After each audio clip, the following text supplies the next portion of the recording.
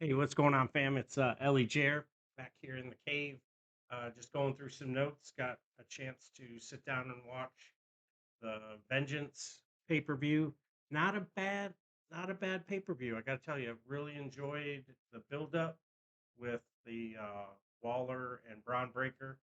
That match totally had me spun. I thought it was going to go a different way, so I'm glad I didn't put any money on that because I would have lost because I thought it was a good match. I thought the whole card was really good, and the what I like about NXT is there's a lot of stories being told, and it's all unfolding, and there's other layers involved. So I think I'm kind of a homer when it comes to that, telling stories in the ring. So that's pretty cool. So kudos to Shawn Michaels and the NXT staff for getting it on and having a real strong showing. So They uh, they whooped it on, and there were 5 matches total, and all of them were decent. And I didn't have any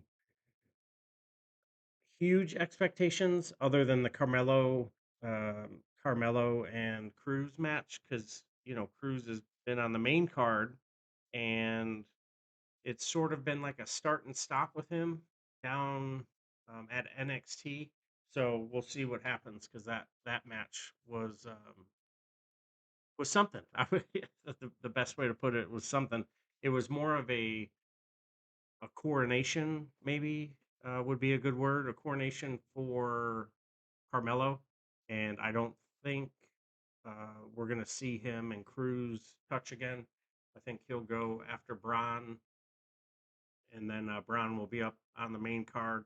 We could see Braun Breaker in the Elimination Chamber. What does everybody think about that? Right? So he's got he's got the pedigree for it. He could go in and almost instant credibility. Does he get put in with the Intercontinental title picture and then take the title off of Gunther and then put Gunther in a program with Brock Lesnar? I mean, who wouldn't want to see that when those two went nose to nose at the Royal Rumble?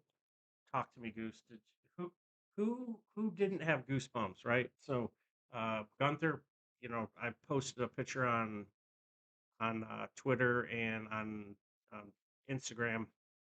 His body transformation over the last like year or so, and kudos to him and whoever his dietitian or whatever he's got going on. Since he moved to the states, he looks the part. So first, the match that you know we were we were given.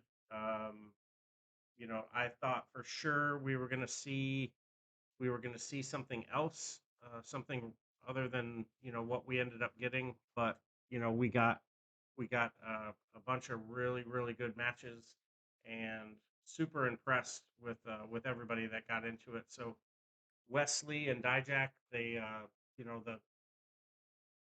the the story was big versus little. I'm here for redemption. I'm gonna smash you, and West comes out the winner. I thought it was not match of the night. Certainly, that would go to Waller and Braun Breaker, but it was a good match. Dijak got to show his chops, and everybody probably remembers what he can do when he and Keith Lee used to tear it down. Ooh-wee. That was pretty awesome. So good on him. So and then we got to see Chance and the women's tag team championships with James and Henley, the unlikely duo that got put together begrudgingly. They didn't want to be in a team together.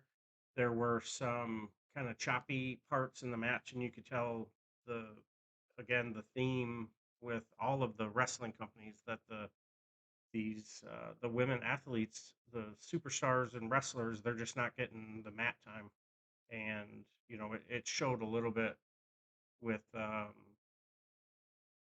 Carter and Chance when they kind of fumbled around with one another Balor. So, but yeah, so we've got new women's NXT Women's Championship, Tag Team Championship, and then Apollo Crews just got bulldozed, and then the big man came out, and the GABA, he was general something when he was up on the main roster, and they were doing the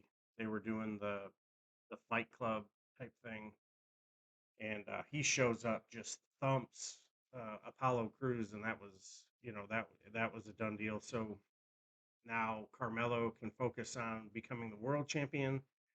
Breaker moves on, like I was talking about earlier, or is Carmelo ready for the main roster? Do we need another mid-sized guy on the main roster? I don't know. I'd like to see Carmelo and AJ Styles. That would be nice to watch them lock up. Finn Balor would be a fun match with them. I think they've gone a couple of times when Finn was rebuilding, getting his confidence back down there at NXT. So that would be pretty sweet. So we'll see what happens with Carmelo. But we also have new men's tag team champions with the Gallus brothers. They came out on top with the four-way dance, which was really entertaining. When you got 8 guys in the ring, all of them can go, and then New Day, they're so giving, and they did it the right way, and there were a lot of the reporters and prognosticators there were thinking that New Day was just going to walk out with the titles, but a tag team who has never won a tag team championship ends up walking out with the NXT Tag Team Championship. A lot of really cool spots, and it was funny to see Chase U, and that's a pretty funny story. So, and then watching Roxanne Perez defend her title, and the little video package that they did in advance, I thought that was kind of fun, and I thought there was going to be more combustion between the members of Toxic Attraction, but it didn't. It didn't.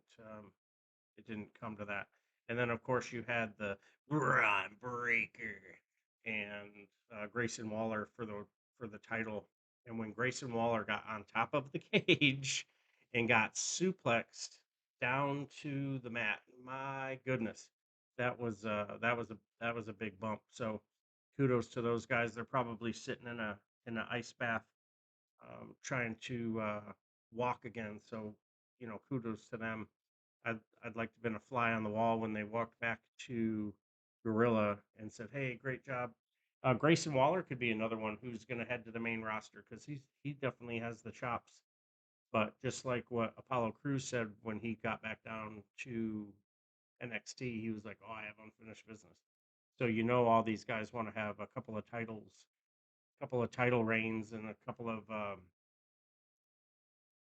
championships under their belt to put on their resume. And if something were to happen, they got released. They could always say, "Oh, former NXT North American Champion" or whatever. So, and I love that title. So I've got one there, and then I have another one, the black version with the black leather instead of the red leather.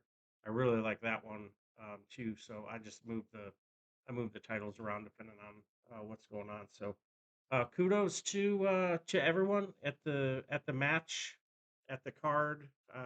Crowd was hot. So the great job to the crowd. Great job to all of the superstars, and to Shawn Michaels and the crew. They should be proud. So thanks for joining me here on the YouTube version of the No Shave Man Cave. Jay Tilly and I, we are going to start doing more videos together.